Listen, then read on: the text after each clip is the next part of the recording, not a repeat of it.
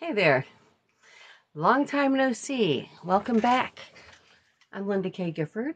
I am a CSA survivor, an author. I own feelgoodfairtrade.com. I founded the new Sweet Survivor Rescue Fund, Sweet standing for Survivors Will End Earth Trafficking. And I'm here today to promote all of the above, but mostly to announce that we start the workshop again next week. I'm going to give you an overview today of the SPADES program and the entire SPADES method, what SPADES is an acronym for. And basically, I had to take a couple of weeks here, the last 4 weeks, the last month really, to move one household out and into another. And it's been quite busy. So how y'all doing? How are you all doing? Hey there. Hi. Just taking a peek. David Mays. How you doing? Nice to see you. Well, so yeah, here we are. I haven't got a chance to talk to you. Most of you know me as being exceedingly angry on some level, and also a calm and reassuring coach to those who have cPTSD, C standing for complex, meaning we were assaulted repeatedly during our childhoods. And I guess I will start there today. How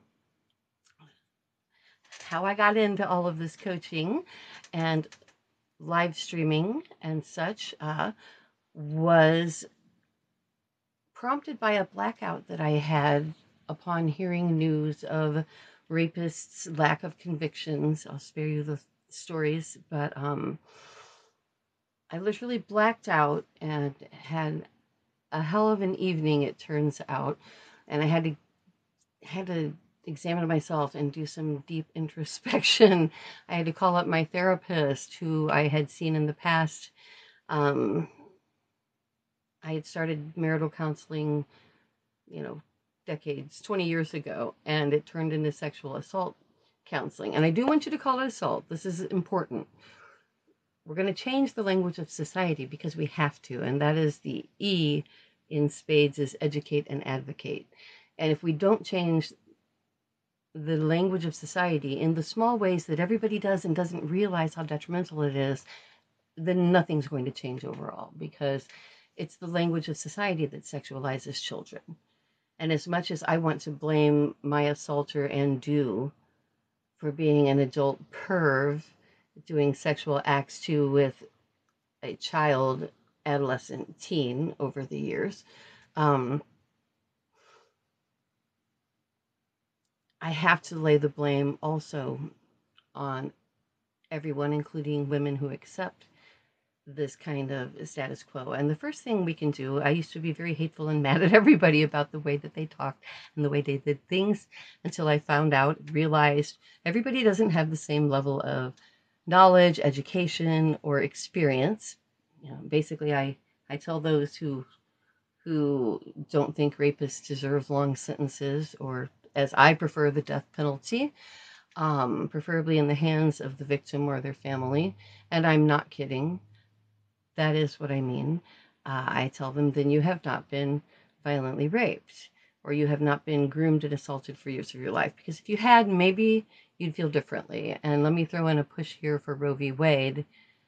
Until you are pregnant and you are faced with having a child of somebody you don't want to have a child of, or a complicated pregnancy, or it's just a bad freaking time for you, like it was twice for me when I had 2 abortions that I do not regret, that's just the way it is. You cannot strip away a person's right to choose. And what happened, back to why we're here, what happened to those of us who were sexually assaulted repeatedly as children, as we developed an inability, that's the wrong way to put it. I have learned the hard way, and through therapy, and through actually finally overcoming and finding a true intimate sexual relationship that involves otherworldly like gratification and emotion and experience, precurse that with 3 marriages and divorces, never had an orgasm with a partner before my current forever partner. All of this, I was like, why?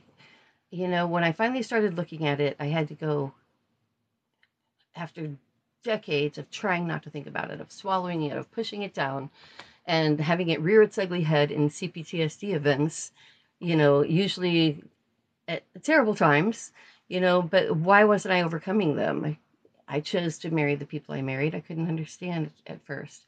And it finally dawned on me, and it led to all of this SPADES method that I am now teaching and coaching. I've got a book coming out. I have the largest publicist in the world of self-help books is willing and ready to take my manuscript, assuming I finish it. It's pretty much more than finished is the problem at this point, but we're working on that.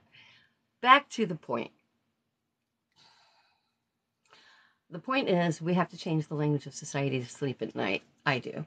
Because nobody should walk around feeling the way that I did, feeling guilty, feeling ruined, feeling abandoned, hating. I don't believe in God in the sense of a separate being. You do you.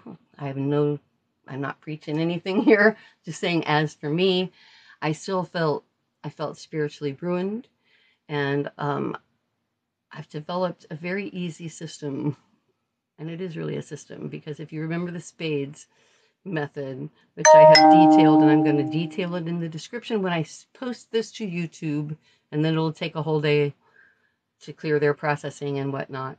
Then it'll have the description will contain a whole bunch of the stuff I'm going to talk about. In fact, I made a post, and I'm literally pulling it up in front of me right now on my computer. I'm in my new office studio. Yay. Moved. I have a killer studio, dressing room, and merchandising center.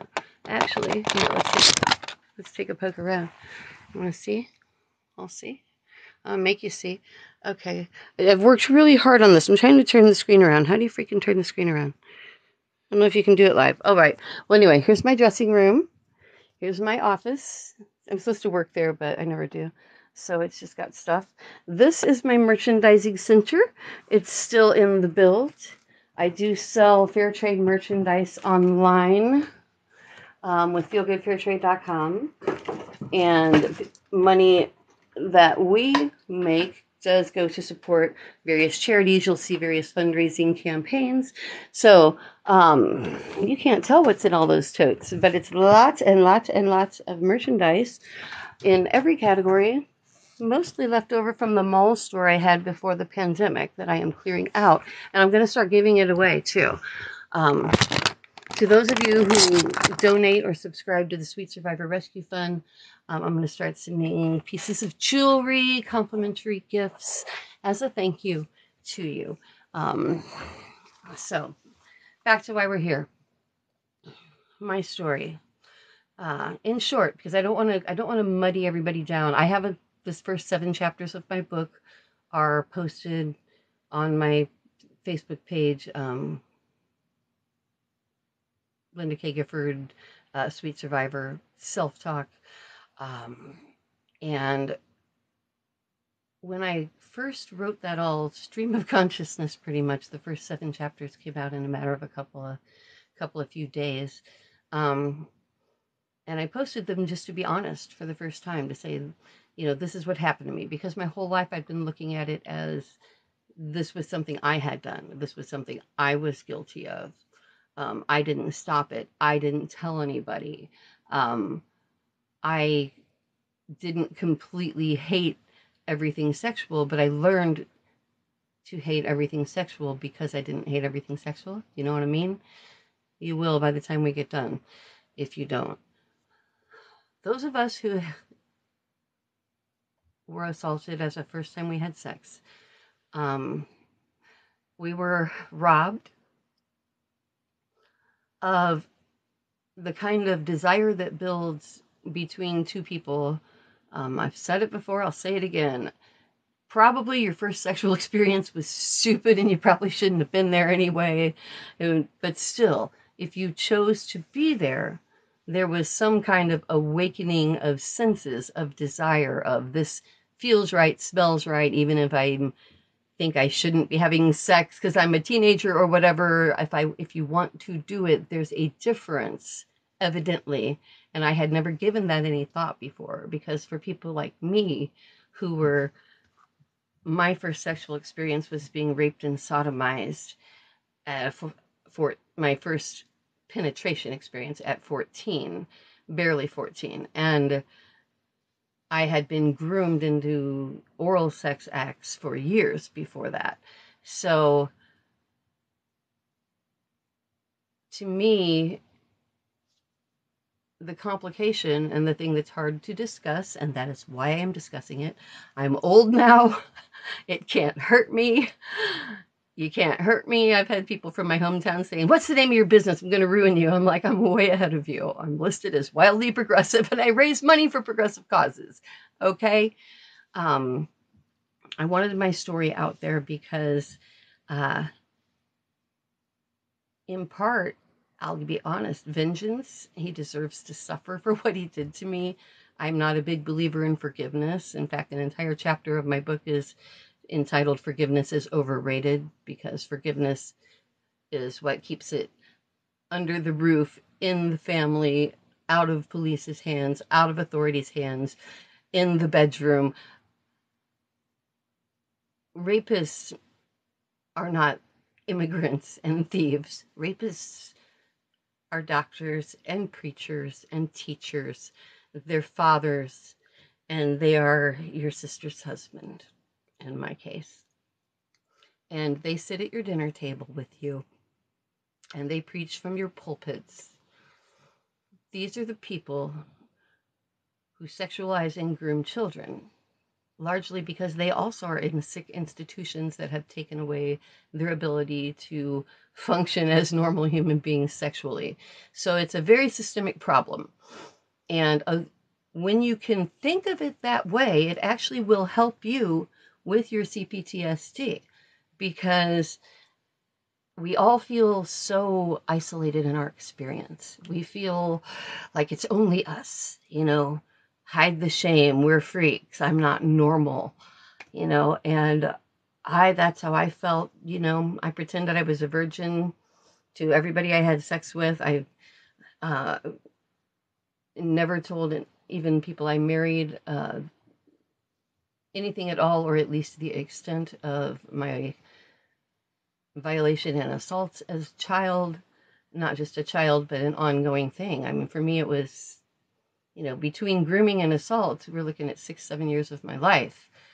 And that is something, back to the top of what I was saying, when you learn to experience sex and even pseudo-sexual stimulation in that environment, then sexual stimulation, even when it should feel good and probably would if you didn't have that hanging over your head, it becomes associated with your past. And that is the P in SPADES in my program. We spend a lot of time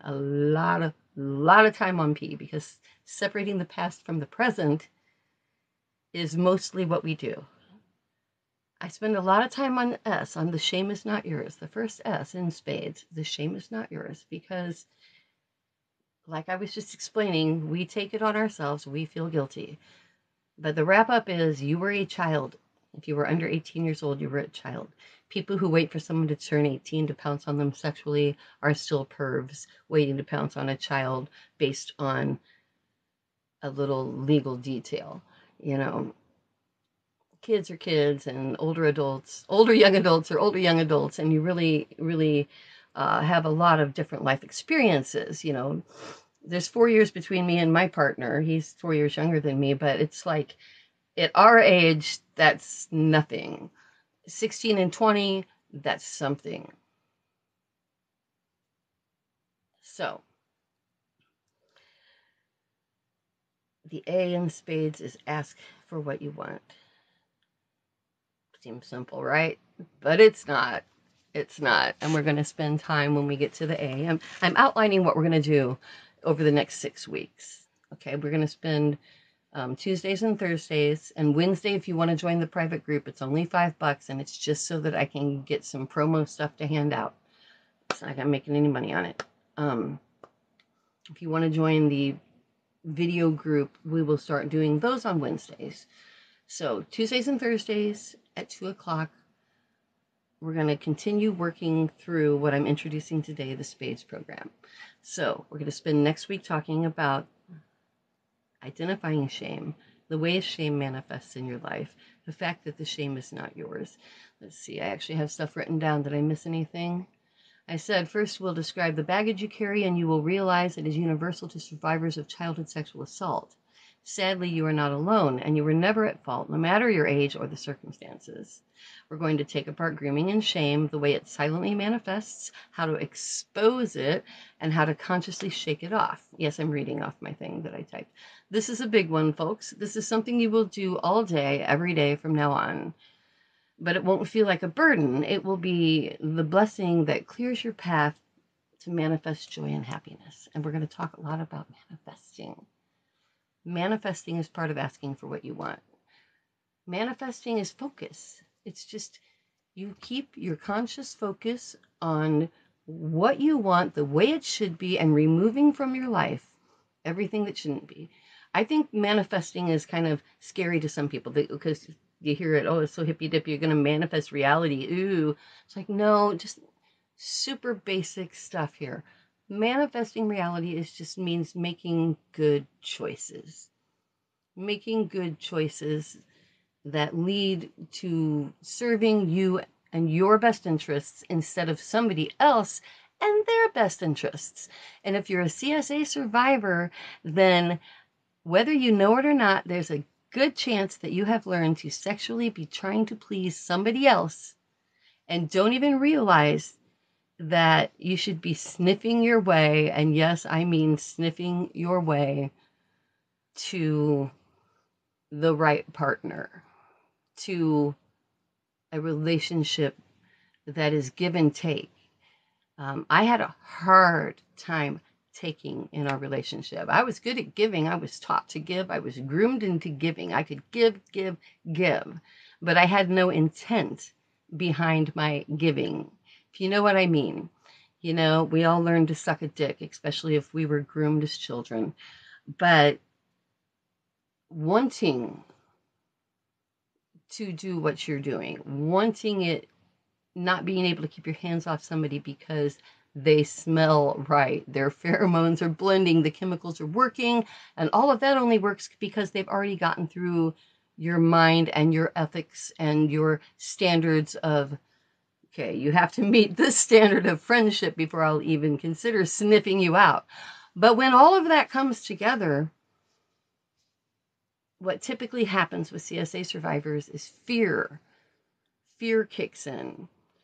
They associate their own desire with negative, bad feelings, and they will ditch that person and hook up with or marry. Do I sound like I'm talking from experience? Do I?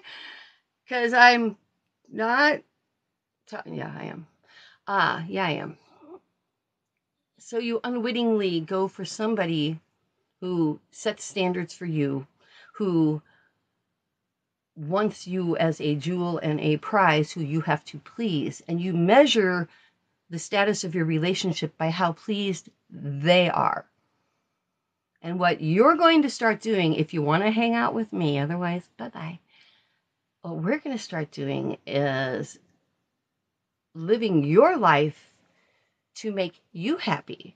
And here's why it's not selfish to be selfish. In fact, true selfish honesty is the best selfless gift you can give someone, especially sexually, because in the past, and I'm not blaming every problem in my 3 marriages and divorces on them. I said already, and I repeat, I did not tell them I survived years of childhood sexual assault. I did not even know myself that I associated intimacy with ew and and I want to kill somebody. And all of those feelings and body memories came up every time things started to feel okay. So I sabotaged myself unknowingly. And in talking with other CSA survivors and writing my book, and talking with my therapists and now a couple of professors who have asked to use my book as required reading in their classes. Thank you very much. It's validation. Everyone needs an atta girl. Tell me I'm pretty. Anyway, so yes, it's hard being honest. Yes, I've lost family members, being honest. I warned my own niece, worried about my great niece and nephew, and mostly my great niece, but I was told he's been nothing but a great father and grandfather, and I don't want to hear any more about it. I'm like, okay, except the book's coming out. But I'm not naming names. My book is not a play-by-play of my experience. My book is like what I'm talking about now. It's kind of a roll-up. I will use my experience to springboard off of more just an explanation of things like suicide. Like, if you've never wanted to die, then you don't understand what that feels like. And I try to explain in my book the reasons, and you don't have to be a CSA survivor. Anybody who's tried to kill themselves can identify with my chapter on suicide, and it's called When Rage Loses, actually, is the name of the chapter, because I talk about Little Girl and Rage, who are the two alters that I met in therapy.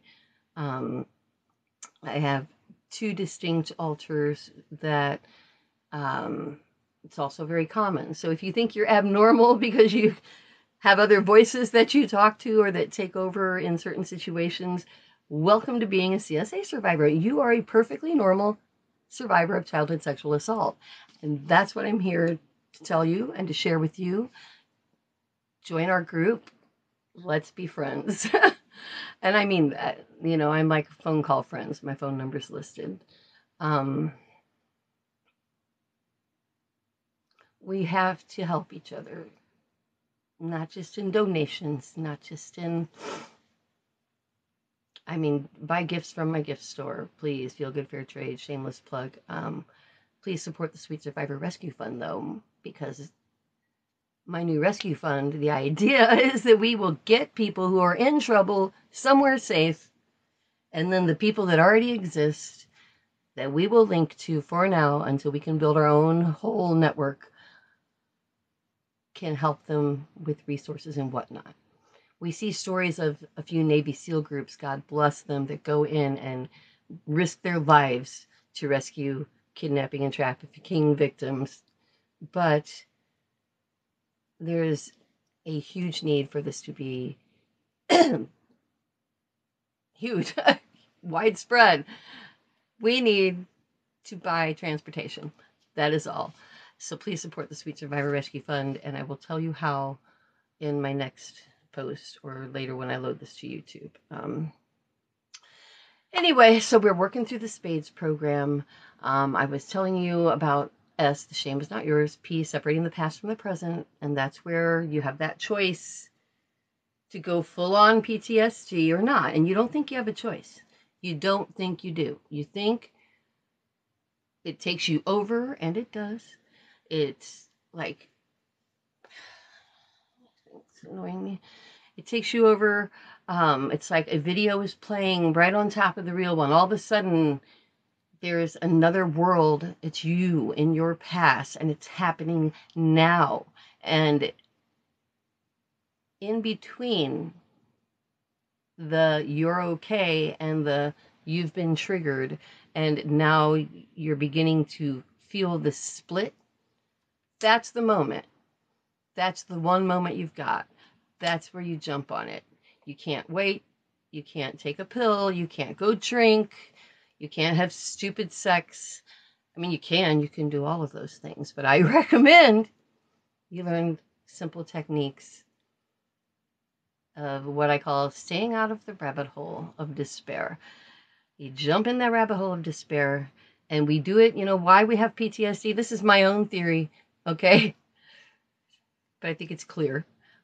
We, and my therapist agrees with me, we have PTSD events because reality and the memories of a past experience have become so confusing and painful and emotionally and physically overwhelming that jumping down the rabbit hole of crazy is a release. It's orgasmic. It's like taking a pee you needed for 50 miles or a dump you needed for a day or an orgasm you haven't had in a while. That moment of release. And PTSD is a moment of release, letting it go. But it has repercussions in your personal life, your social life, your sex life, your work world, with your children, with your spouse. It has repercussions that I personally would rather avoid. And I'd rather avoid it without medication, although I readily admit, and not admit, I tell you that I have prazosin. I've had sleep issues my whole life. I'm hypervigilant at night and my body tenses up instead of relaxing.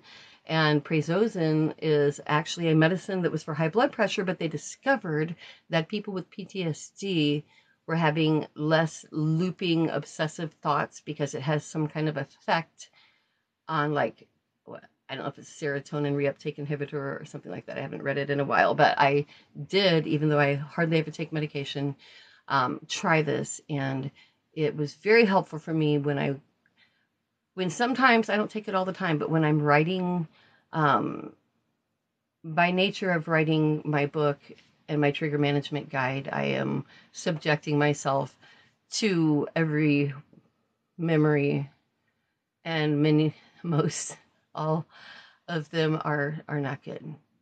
So there are times when I will take the prazosin, which isn't habit forming and it isn't a sedative at all. It merely stops looping thoughts as a side effect of being a high blood pressure medication. So it's going to lower your blood pressure a little bit too. I am not a doctor. I just want to be honest that, yeah, there are some times when a little help might be just what you need. If it's affecting, for me, it was affecting my ability to care for my children and go to work. So in that case, girls got to sleep. You know what I'm saying? So back to, we were on A, ask for what you want. I said P. Okay, let's back up.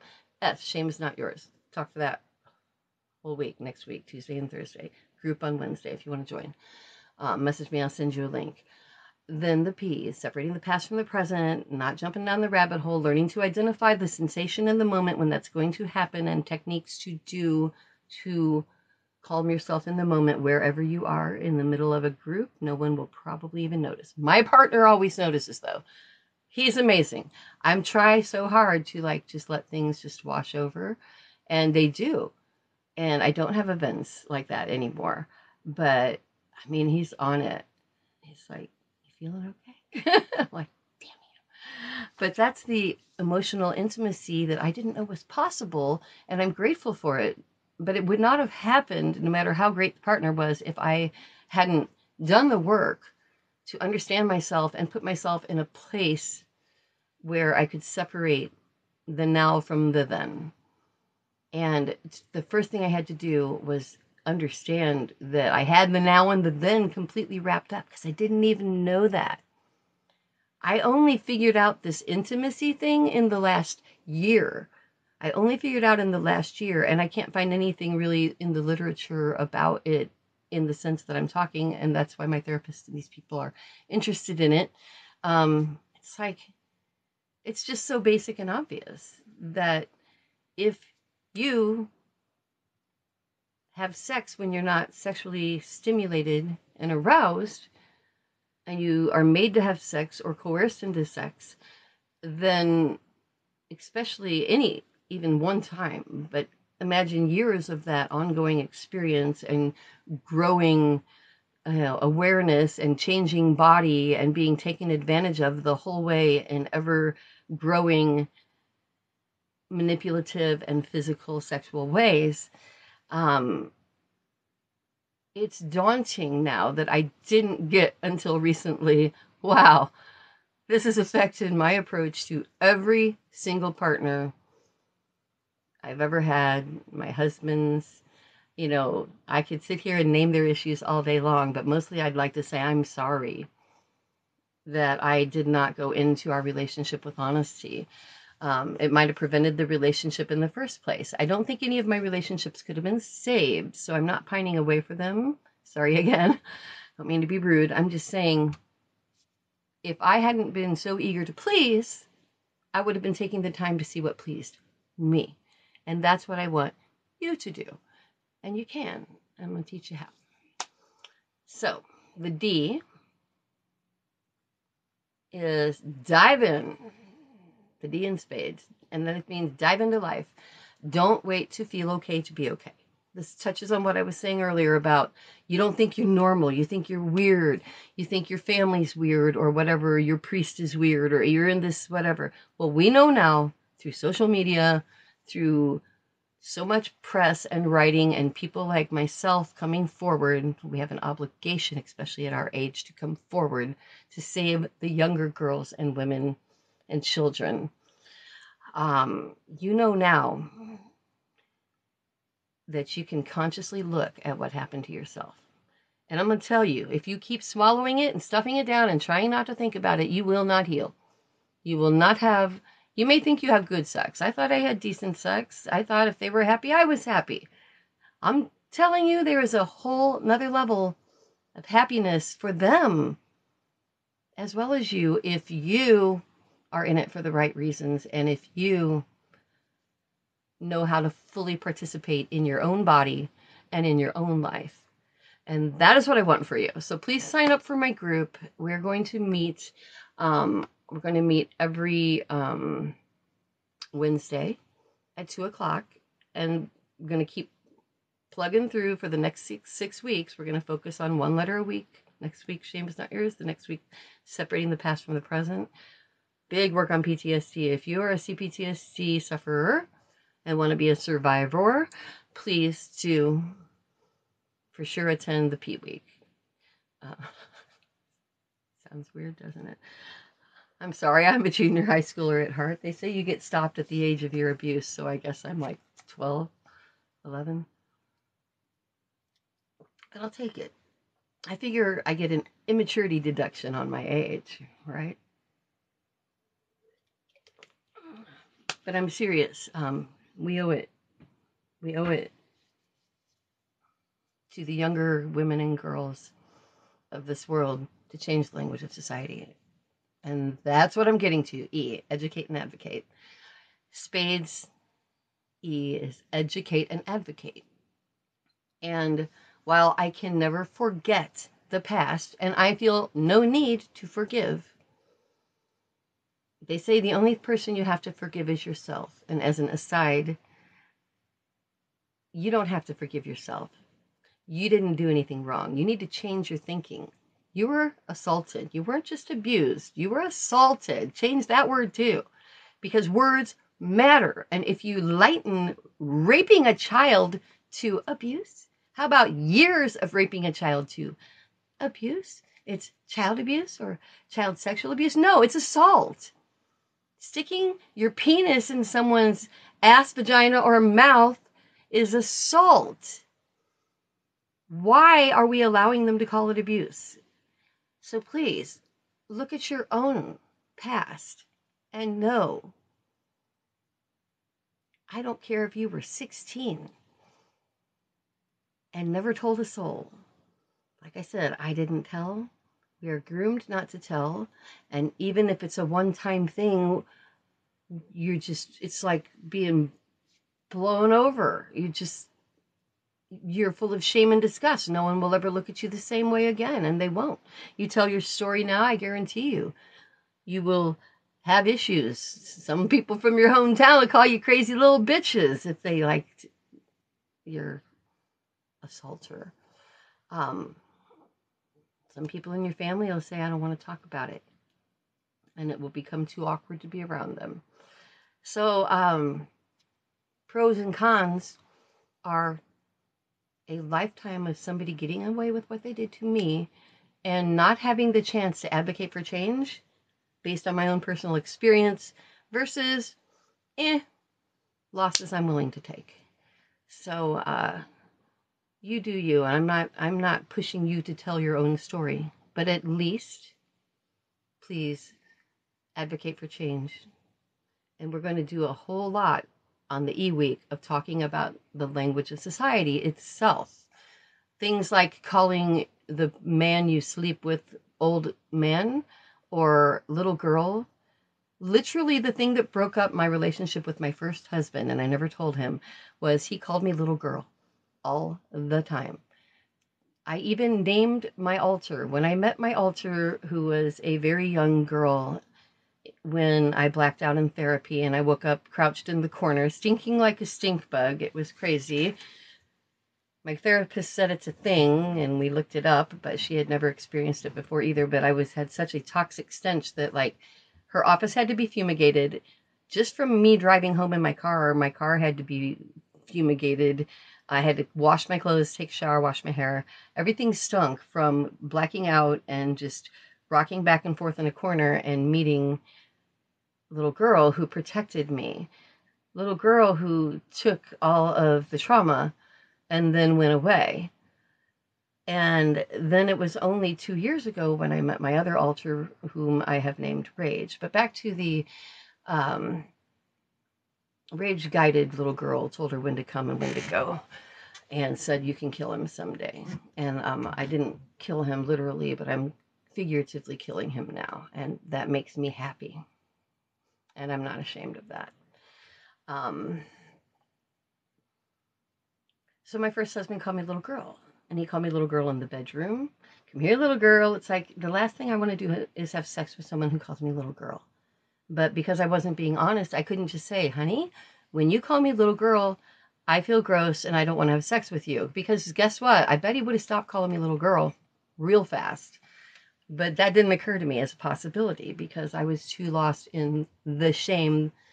And my family was progressive, open-minded. My father was a minister who gave up the ministry because he was so open-minded that he didn't want to exclude anybody else. And he saw the hypocrisy in the church. They were hippies. I had cool parents, and all this happened right under their nose. And I still, based on everything I had learned in church and society in general, was I'm the bad one now. Even if they're the bad one, I will also be the bad one. I will never be looked at the same. My parents will never look at me the same. I am ruined. I'm not a virgin. For some reason, women of my age thought that we were supposed to save our virginity for marriage. And even though most people didn't, most people lied and said that they did. And if it was taken from you and you never even had the choice, because I was planning on saving my virginity for marriage, a plan I probably would have abandoned naturally, but I never got that option. I never had that opportunity. And back to the top of what we were discussing again, not having that opportunity left me vulnerable to relationships with people who just need to suck your energy and don't give back, you know? And it's not even that they're conscious of that. It's just what happens, you know?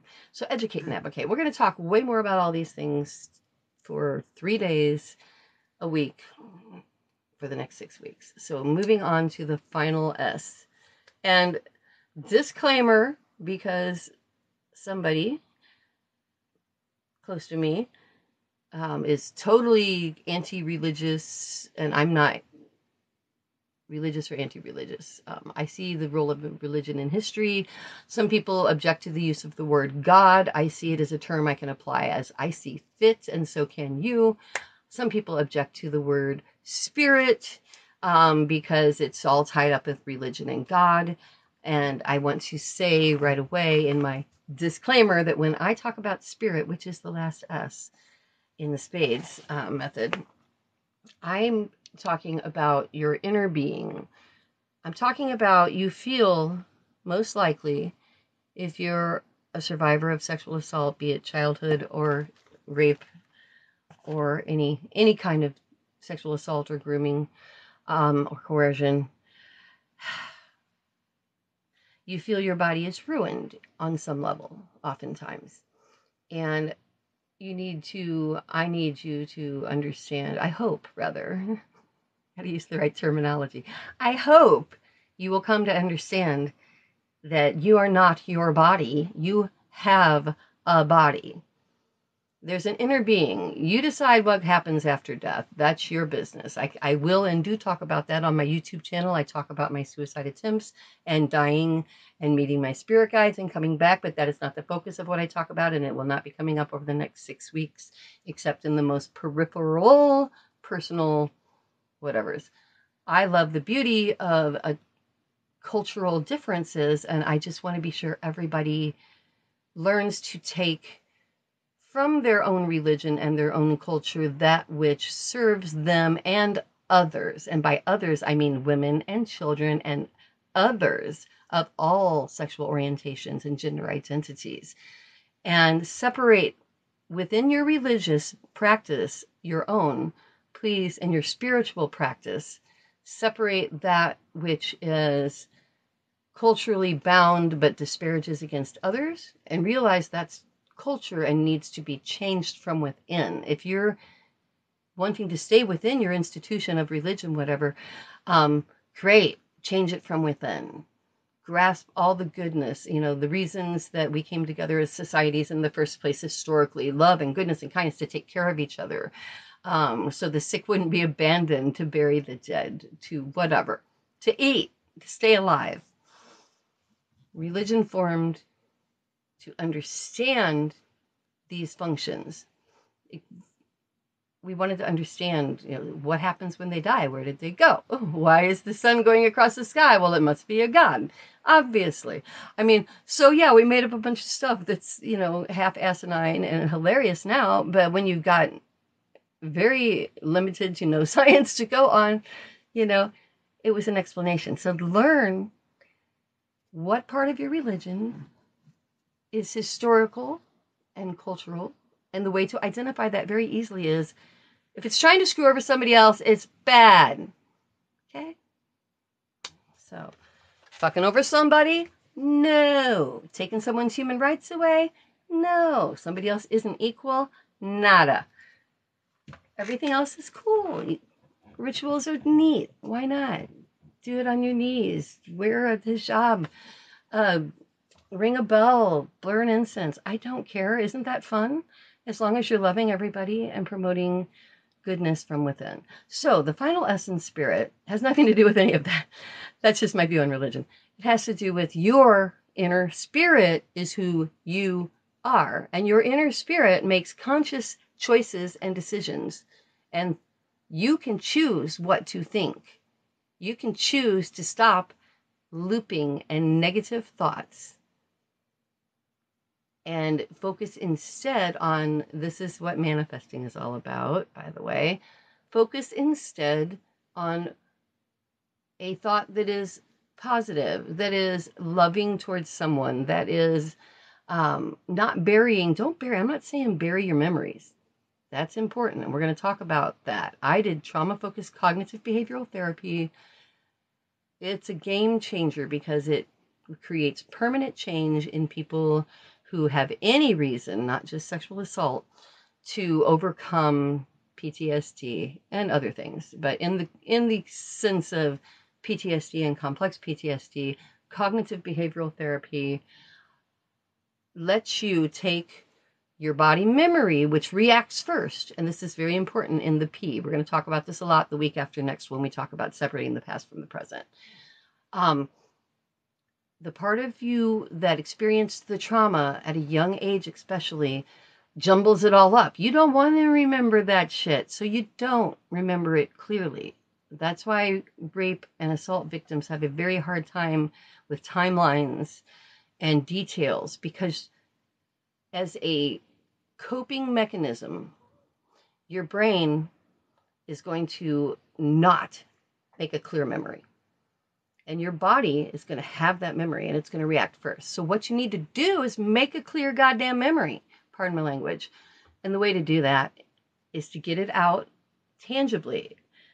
Put it on paper so you can see it. Read it. Make a list.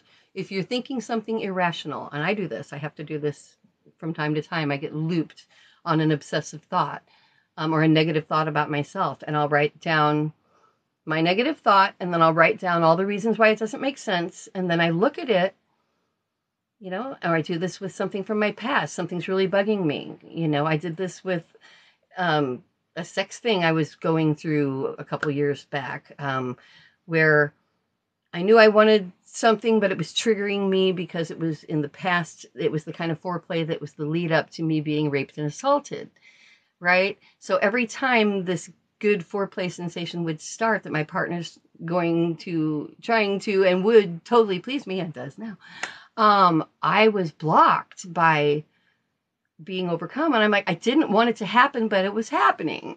So in those instances, I turned to trauma-focused cognitive behavioral therapy, which I will, because it's a mouthful, will from now on call TFCBT. And I drew pictures. I wrote it down. I wrote what happened to me. I drew pictures of what happened to me.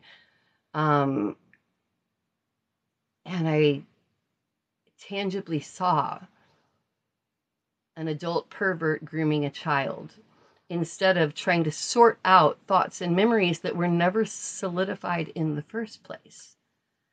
So it's important not, what I was getting at with all of that, it's important not to bury your memories, but you don't want to live in them every day either. And by not thinking about it, by burying it, by stuffing it inside, by every time you start to think about your past or something negative, you just quickly try not to think about it and think about something else. That's why it keeps erupting. It's like, it was a nasty word, but it's like a boil that's just going to keep growing and erupting because you're not taking care of the infection, and the infection is inside. So got to get it out. But you'll find the beautiful thing is once you get it out and you do your TFCBT, suddenly you're looking at your life, your past, your trauma as not just an internal feeling and sensation. Now it's a thing. Now it's a file. It's a file. It's a box you can put on your shelf. I'm a songwriter, and I have learned that the songs I have written, even unknowingly to me, when I re-examine my own lyrics, so much of it deals with my past trauma. And I see now that what I do is I encapsulated it, and that was my own form of trauma-focused cognitive behavioral therapy, was songwriting, taking something, eating them up, all my emotions, all my mind, all my world, it's all I can think about, and encapsulating it. Well, that's what you're going to do with your past memories that are causing your cPTSD.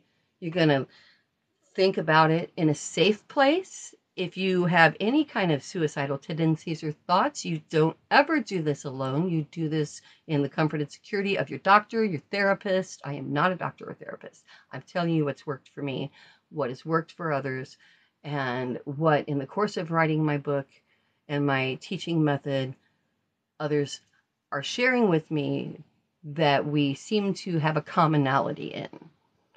So if your experience is different, if you fear the release of those thoughts and memories, by all means, you need to do it in a safe place with someone who knows what you're doing, why you're doing it, preferably under the supervision of a doctor or therapist. That being said, most of us can't afford it. I had a therapist who told me how to do it, and I looked it up online, and I do it at home. I have a sketchbook that I make diagrams in over here, and whenever I need to get something out, I do it that way. And now I've got it, this artwork or this written copy or whatever, or even just a song. Now it's its own thing, and I can examine it. There's anthropology here, there's historical value here, there's societal value here. I can use this to teach. I can springboard into advocacy. What happened to me happened to others. I see how this ties in and relates culturally. By letting it out and looking at it, you will take your own trauma and abuse and turn it into something that is now a tool that you can help other people with. I get overcome. It was so painful until I learned to do that. So it is my mission that you also learn to do that, because pain begets pain. And I'm going to wrap up by saying I'm disgusted, but not mad at it anymore. Just disgusted and hurt by especially the women in our world, in our society, who have kowtowed and given into the patriarchal setup so intensely that they actually cheerlead against their own best interests and against ours. And our enemy, my enemy, more than my assaulter, who was also taught by a society that 13-year-olds, 12-year-olds, 16-year-olds are fuckable and sexual. You know, take a walk through a department store and look at the clothes in the adolescent department and tell me we're not sexualizing children. The enemy really is ourselves. Are you going to take it? Are you going to change? This is the one life you know you get. Are you going to live it for the one they tell you is next? Are you trying to make God happy, or are you going to live this life here now? And if you are you going to live it to please somebody else? Because you only have so much time. I'm getting older, man. People my age are either super healthy, like I think I am, or dying. And the thing is, there's a very thin line between the two. This is the life that you get, for sure. And I believe they go on. I believe you got more options. But this is the one you've got now. Don't you want to live it in such a way that you make personal happiness and joy, learn greater depths of sexual, physical pleasure, have stronger bonds with others, and create a place where your sons and daughters, not just daughters, your sons and daughters and grandchildren can all be themselves and be treated as equals? Because that's really all it's about. So once you can take this out of yourself, you will have less cPTSD events, you will have a stronger voice, and the ability to let loose of so much of your thought processes that are devoted to trigger management, and instead focus on building the life in the future and the partnership that you really want. So let's do that, okay? I'm back. I'll be back on Tuesday. Probably put some shorts up in between, but I am going to send this over to YouTube. It takes overnight to get it up there and to attach in things and whatnot. But we are rolling again on course next week. The shame is not yours. And in the YouTube description, I reiterate, there will be an overview of what I talked about today. But you can't do that on TikTok because there's only this nice characters. So do get it off of TikTok tomorrow if you want to delve into these concepts a little deeper. Otherwise, I'll talk to you Tuesday. Okay? Linda Kay Gifford, CSA survivor, thriver. Just like you. Try and turn it off. I'm no good at turning it off.